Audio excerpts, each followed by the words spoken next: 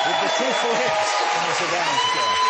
Well, you look fabulous. Thank you for coming on and making such an effort. Well, welcome back to the UK. I know you've been here a few times. When was the last time you were here? Performing in 2007. 2007. Yeah. Big gigs, big concerts. That was Wembley, wasn't it? Wembley, yeah. How was that? It must have been fun. That was so wonderful. Because you have a big fan base here, as you do all over the world. I mean, you're pretty much known everywhere, I guess, these days. Thank you. Well, yes, indeed. Where do you call home, though? You're from Colombia originally, but where are you based now? Where do you... I live in the Bahamas.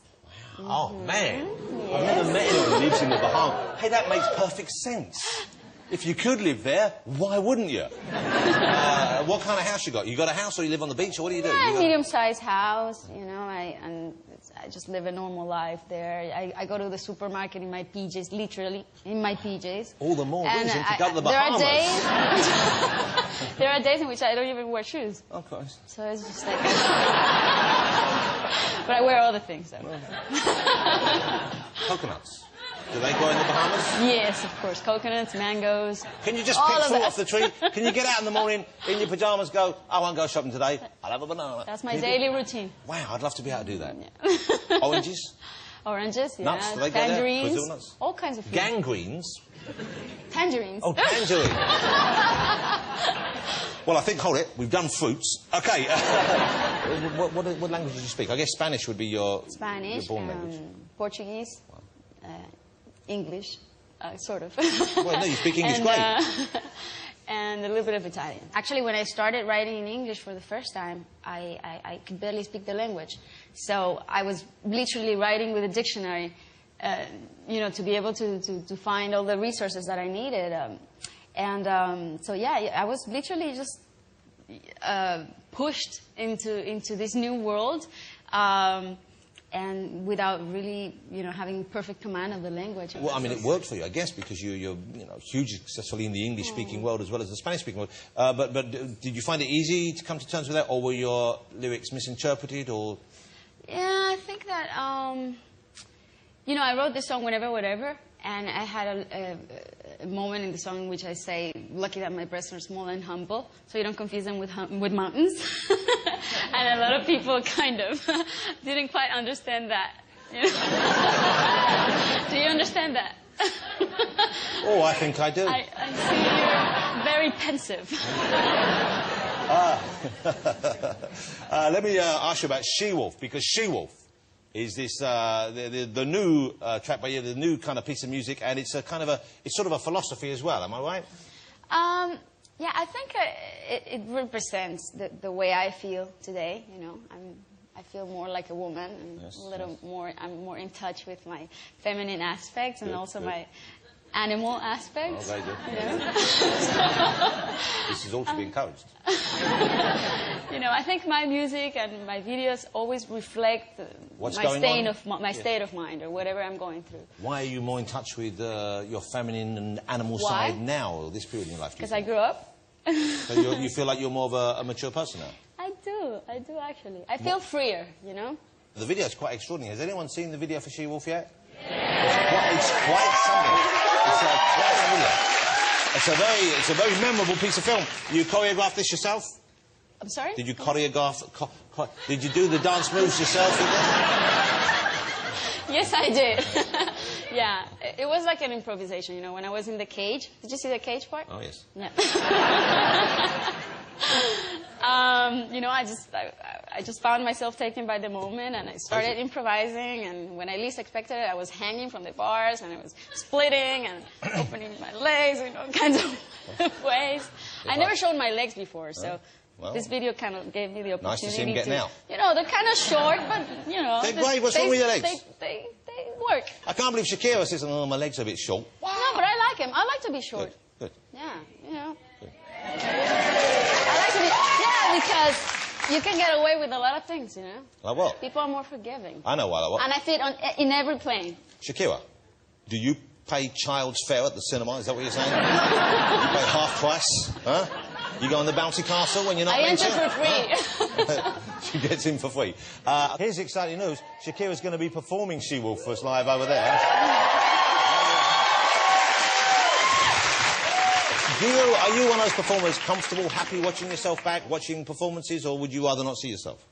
I'd rather don't see myself. You don't know to watch your back? Especially, I guess, I never in this like case. anything I do, so... But not even when the hips don't lie, because that was a good video. That was some good... that was good moving on the hips don't lie, wasn't it? Yeah, but I don't... It's not how I spend my free time, you know, watching myself. No. Vern, you like that action? You like seeing Shakira dance there? Yeah. Yes. Ben, Zonda, do you like that action? It's a beautiful, beautiful thing. Oh, my God. Graham, you're a fan of Shakira's moves, the shaking and the baking? As my mother would say, she has the use of herself. From a mother's lips. What a marvellous thing to say.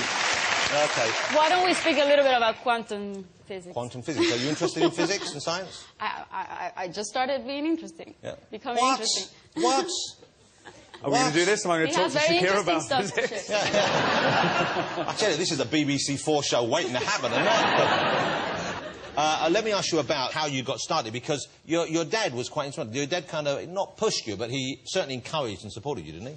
Yes, he did, and my mom too. I mean, they were so so in touch with my potential and always encouraging me. I remember, you know, I started writing my songs when I was 8 years old, and my dad used to take my songs and to the notary. Is that how The you notary, what, yeah. someone who was typing, yeah? Yeah, to register them. And make Oh, sure no, that so you register them and copyright yeah, for to make you? sure that nobody would steal them. Were they that good at 8, your songs? You do any of your 8-year-old songs now? You know, some of those first songs were included in my first album that Yeah. I released when I was 13 with Sony Music, which back then was CBS. So you signed a deal when you were 13. That's quite something. And did you have hits early on? Because they weren't an issue. The first album wasn't a big hit, was it? No, there was one song that was playing on national radio. It's called Magic, in Spanish, Magia. And, but then the second album didn't do that well. And then the third album was my first international success. And so what did you change between the second and the third? Because I get the feeling you're fairly determined. I got a little individual. more involved, you know. So you knew what was wrong with it and you made it work. Yeah, I think I became a producer then. And since then, I've been really, really close to my songs and the arrangements. You keep an eye on them. Yeah, of course. Here's what I find fascinating about Shakira, among many, many things. You were in a TV kind of a soap opera, a romantic drama on television. Was this in Brazil, or where was this? In Colombia, but I was Colombia. such a bad actress. But I love the sound of these shows, because whenever I see Spanish TV in America, I love it. It's very passionate. So, oh, Ramon, ¿qué pasa? Contigo.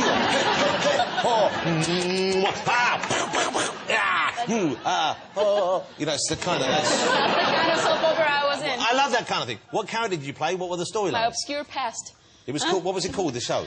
El Oasis. And what does that mean? Oasis. The Oasis, I like it already. Yeah. And then, I imagine I was in love with my own brother or something like that. What the what? Exactly. But you knew he was your brother, or you didn't know until it was... I didn't know, then I knew, then it was That sounds a bit tragic. like... I don't want to cast question, that sounds... Shakespearean, but, you know, a la colombiana. A la colombiana. And how long did this show run for? 6 months. 6 months? Yeah. Oh, not a big hit then. No, but, you know, in Colombia, soap operas are really short term. Well, because they must be don't exhausting. last. So much passion. Exactly. I had to cry a lot. Oh, gosh. Oh, my God. I cried all my tears. And what do you do when you have soap to opera. cry? As an actress, did you think of something sad, or you just fake it? It was exhausting. Yeah. Exhausting. Let me ask you something, Shakira. I'm sure you don't have man trouble. I'm sure you never had man trouble. Let's face it, who would be foolish enough to give you any trouble if they were a man? But do you ever use the tears to get your way in a situation when perhaps you shouldn't? Who doesn't? I'm a woman. I mean, there has to be an advantage to be a woman, right? So the hips don't lie, but the tear ducts do. Let me ask you, I'm really impressed by Shakira's, benevolence and generosity and her spirit, because she's done so much for the folks back home, for Colombia. I mean, really, this charitable work that you do, it's a big part of your life, isn't it? I mean, how many schools have you been involved in setting up over there? We are going to open our 6th school. Our 6th soon, school. So you're opening your 6th school in Colombia. And these we have are... 6,000 kids who we provide with education and nutrition in areas that have been devastated by extreme poverty and conflict. and internal displacement too, because Colombia is the second country in the world with the largest number of displaced people, you know, after Sudan. Not a lot of people know that. I didn't know that at all. I knew that. Yeah, because I knew we it was don't have the difficult. refugee camps, but there are millions of people who have lost everything they had, and millions of kids who don't have any access to any kind of education. So, you know, from the moment I had my first international success, when I was 18, I decided to establish this foundation called Pies Descalzos, barefoot, translates barefoot. And since then, we've been working on education, which has been a cause that has taught me a lot and is really fascinating, because you really see firsthand how education is such a powerful tool, you know. What an incredible achievement. Isn't that a wonderful, what a remarkable young woman. Remarkable. Well, that's a very inspirational tale to tell. The exciting news for us right here in the studio, Shakira will be performing live for us later on. How lovely to have